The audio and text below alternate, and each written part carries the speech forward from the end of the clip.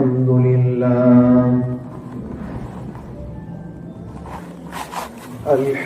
لله نحمده ونستعينه ونستغفره ونؤمن به ونتوكل عليه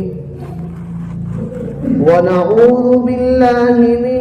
شرور أنفسنا ومن سيئات أعمالنا من يهده الله فلا مضل له ومن يضلله فلا هادي له ونشهد أن لا إله إلا الله وحده لا شريك له ونشهد أن محمدا عبده ورسوله أما بعد فقد قال الله تبارك وتعالى في الكلام المجيد والفرقان الحميد أعوذ بالله من الشيطان الرجيم بسم الله الرحمن الرحيم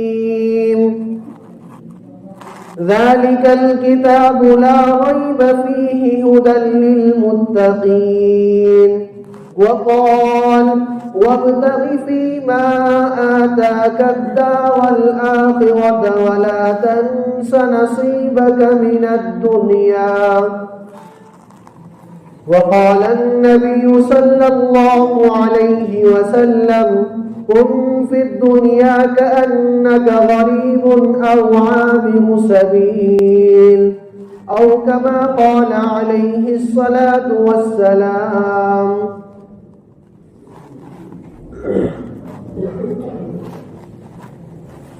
محترم بزرگوں اور عزیز دوست اور عزیز ساتھیوں،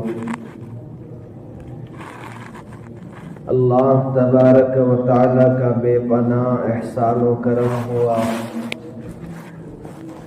کہ اللہ رب العزت نے مجھے اور آپ کو دینی مجلس میں بیٹھنے کی توفیق عطا فرمائی۔ عزیز دوستو، ہم جو دینی مجلسوں میں بیٹھتے ہیں، دینی محفلوں میں بیٹھتے ہیں، وہ نبی کی نسبت پر اور قرآن کی نسبت پر ہمارا بیٹھنا ہوتا ہے، اور اللہ تبارک و تعالی نے اگر دنیا کے اندر کسی محفل کا تذکرہ اپنے قرآن کے اندر کیا ہے تو وہ دینی محفلوں کا تذکرہ کیا ہے۔ عزیز دوستو، یہ دینی محفل، قرآن کی محفل، یا جو قرآن کی باتیں، دین کی باتیں ہوتی ہیں، اللہ تبارک و تعالی کا اتنا عظیم احسان ہے کہ اللہ رب العزت نے مجھے اور آپ کو ایسے برے ماحول میں بھی دین کی باتیں سننے کی توفیق عطا فرمائی کہ جس ماحول میں دین کی باتیں کرنا بھی گناہ ہو گیا ہے اور دین کی باتوں پر عمل کرنا بھی دنیا کی نظروں میں گناہ بن چکا ہے۔ یہ سب اللہ تبارک و تعالی کا عظیم احسان ہے۔ عزیز دوستو، میں نے آپ حضرات کے سامنے ایک آیت کریمہ تلاوت کی ہے، ذالک الکتاب لا ریب فیہ ھدی للمتقین۔ قرآن کریم کے بارے میں اللہ تبارک و تعالی ارشاد فرما رہا ہے کہ یہ کتاب ایسی کتاب ہے جس کے اندر کوئی شک اور شبہ نہیں، اور اس کتاب کو ہم نے متقیوں کے لیے اس دنیا کے اندر بھیجا ہے۔ جو لوگ ہدایت کا راستہ تلاش کرنا چاہتے ہیں وہ اس کتاب کے ذریعے ہدایت کا راستہ تلاش کر سکتے ہیں، اور جو برباد ہونا چاہتے ہیں، گمراہ ہونا چاہتے ہیں، وہ اس کتاب سے اپنا تعلق ختم کر کے برباد ہو سکتے ہیں، وہ اس کتاب سے اپنا تعلق ختم کر کے گمراہ ہو سکتے ہیں۔ اور جب تک میں نے اور آپ نے اس کتاب سے اپنے تعلق کو قائم کر کے رکھا، میں نے اور آپ نے اس کتاب سے اپنا رشتہ مضبوطی کے ساتھ جوڑ کے رکھا۔ رب کعبہ کی قسم، اس وقت تک ہمیں اللہ تبارک و تعالی نے ہدایت کے راستے پر چلنے کی توفیق عطا فرماتے رہے، اور اللہ تبارک و تعالی نے ہماری مدد بھی فرمائی، ہماری کامیابی کے راستے بھی کھولے۔ میرے عزیز دوستوں، میں نے اور آپ نے قرآن کو صرف اس لیے سمجھ لیا کہ قرآن آ گیا تو اس کو تابوں کی زینت بنا کے رکھا جائے، قرآن آ گیا تو اس کو ہم جہیز میں دے دیں، قرآن آ گیا تو اس کو ہم قرآن خوانی میں استعمال کرنے لگے، قرآن آ گیا تو اس کو ہم تعویذ گنڈوں میں استعمال کرنے لگے، قرآن آ گیا تو ہم مرنے اور گرنے پر اس کو استعمال کرنے لگے۔ قرآن تو اس لیے دنیا کے اندر اللہ تبارک و تعالی نے بھیجا تھا کہ جو لوگ ہدایت کا راستہ تلاش کرنا چاہے تو اس کلام کے ذریعے ہدایت کا راستہ تلاش کر سکتے ہیں۔ اگر کوئی شخص گمراہ ہونے سے بچنا چاہے تو اس قرآن کی اتباع کرنا شروع کر دے، اگر کوئی گمراہی کا راستہ اپنے آپ کو گمراہی سے الگ کرنا چاہے تو اس قرآن سے اپنا تعلق مضبوط کر لے تو گمراہی سے بچ سکتا ہے۔ اور اگر آپ کو گمراہی سے بچنا ہے تو دین کے راستے سے اپنے آپ کو جوڑنا پڑے گا۔ قرآن کریم اس لیے آیا تھا دنیا کے اندر کہ ہم لوگ ہدایت کے راستے تلاش کریں، اس لیے نہیں آیا تھا کہ قرآن کو ہم مرنے گرنے میں استعمال کرنے لگے، اس لیے نہیں آیا تھا کہ قرآن کو تاقوں کی زینت بنا کے رکھا جائے، اس لیے نہیں اللہ تبارک و تعالی دنیا کے اندر قرآن کو بھیجا تھا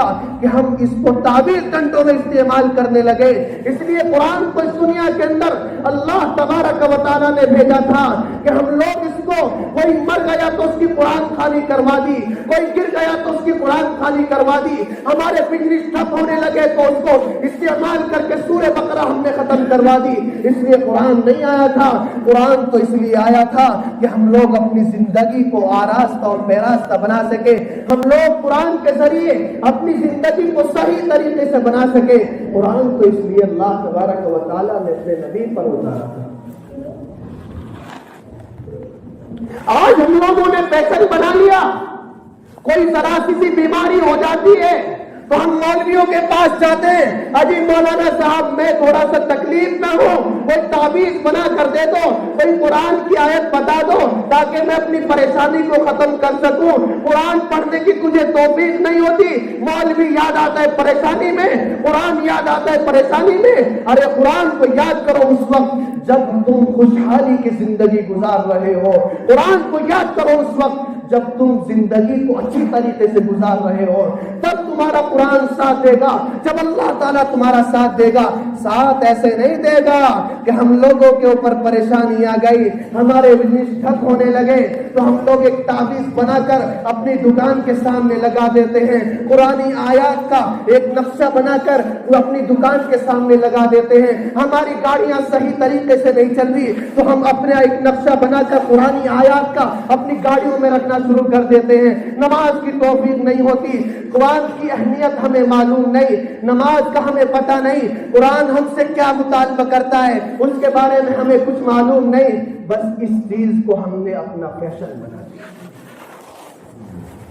میرے بھائیوں، قرآن ہم سے معلوم ہے کیا مطالبہ کرتا ہے، قرآن ہم سے مطالبہ کرتا ہے کہ اگر تمہیں اللہ تبارک و تعالی خوشحالی دے دے تو آخرت کو نہ بھولنا۔ کیا فرمایا؟ آخرت کو نہ بھولنا،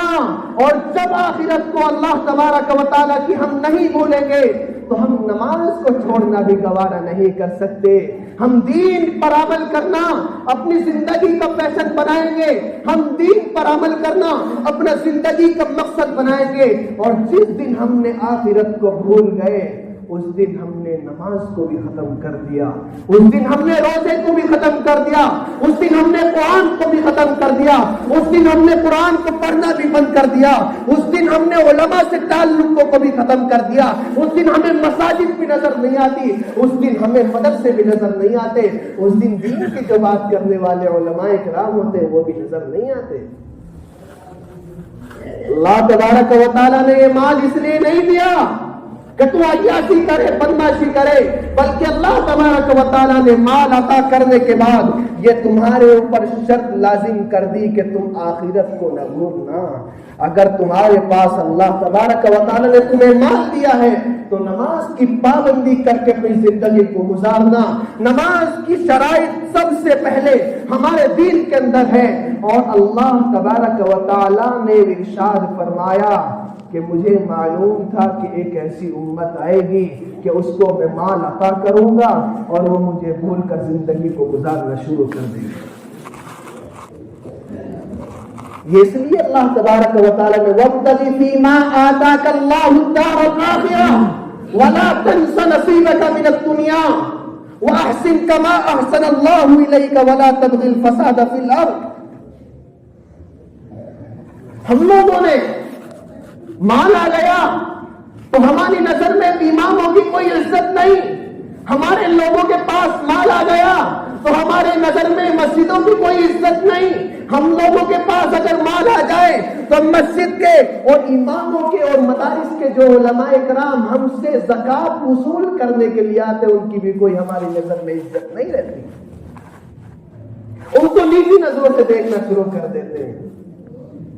اور میرے بھائی، مال تو اللہ تبارک و تعالیٰ نے اس لیے عطا کیا ہے کہ تو غریبوں کا خیال رکھ، اس لیے عطا کیا تو غریبوں کا خیال رکھ۔ اور غریب جو آج ہمارے دنیا کے اندر جو غریب سڑکوں پر آئے ہیں ان کا گناہ مالداروں پر ہوگا، اس لیے کہ انہوں نے اپنی زکوٰۃ اور اپنا مال اللہ کے راستے میں خرچ کرنا بند کر دیا۔ بات سمجھ میں آ رہی ہے نا؟ اور میرے بھائیوں، دنیا کے اندر گزارنے کی اللہ تبارک و تعالیٰ نے کچھ شرائط آپ کے اوپر لاحق کی ہے، مسلمان بننے کے بعد آپ کے اوپر کچھ شرائط لاحق کی ہیں اور کچھ تمہارے اوپر کچھ فرض ادا کیا ہے۔ آپ اس کو سمجھتے ہو نہیں سمجھتے؟ ہم لوگوں نے کلمہ پڑھ لیا، ٹھیک ہے، ہم لوگ کلمے والے بن گئے، اللہ تبارک و تعالیٰ نے ہمیں مسلمان بنا لیا، لیکن کیا حال ہے میرا اور آپ کا کہ دن کے اندر 5 نمازیں فرض ہیں، 2 نمازیں ہمارے اوپر فرض ہیں۔ یہ اللہ تبارک و تعالیٰ کی طرف سے 2 نمازیں فرض نہیں، ہم نے خود کی ہیں۔ اللہ تبارک و تعالیٰ کی طرف سے تو 5 نمازیں فرض ہیں۔ ارے جمعے کی نماز بھی فرض نہیں ہے اگر تم پورے ہفتے کی نماز پڑھنے کے لیے تیار نہیں ہو۔ پورے ہفتے کی نمازیں کہاں چلی جاتی ہیں؟ جمعے کے دن مسجدیں بھر کر نظر آتی ہیں، آپ پر جمعے کی نماز ہی فرض نہیں ہے، آپ پر تو پورے ہفتے کی نمازیں فرض ہیں۔ کیوں بول جاتے ہو پورے ہفتے اللہ تبارک و تعالیٰ کو؟ ہم ایک وقت روٹی کھانا نہیں بولتے